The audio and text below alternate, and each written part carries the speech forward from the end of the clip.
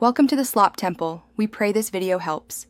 You start now, park level, set the parking brake, and disconnect the 12V battery so the system is safe to touch. Once done, open the hatch and remove the trunk liner and foam blocking access to the hybrid battery. This exposes the pack and its service plug. Make sure to wear gloves and eye protection. Hybrid modules are heavy and can spark.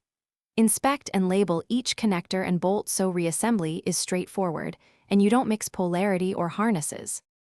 Once isolated by pulling the service plug, confirm pack voltage is safe before unbolting any clamps. You will unbolt the module clamp bars and lift modules straight out. Do this one at a time with a helper because modules can weigh 20-30 lb each. While removing, measure each module voltage and note balancing. You want replacement modules within a few tenths of a volt for longevity. Replace only like-for-like modules and secure wiring harnesses carefully to maintain proper grounding and thermal contact. To finish, reinstall modules in the same order, torque the clamp bolts to the factory spec, and reinstall the service plug and its safety cover so the system is sealed. Then reconnect the 12V battery. Start the car and allow the hybrid system to run its self-check. You should see normal charge and no warning lights.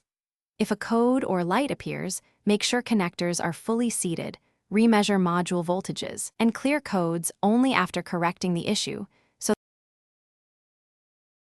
Thanks for watching.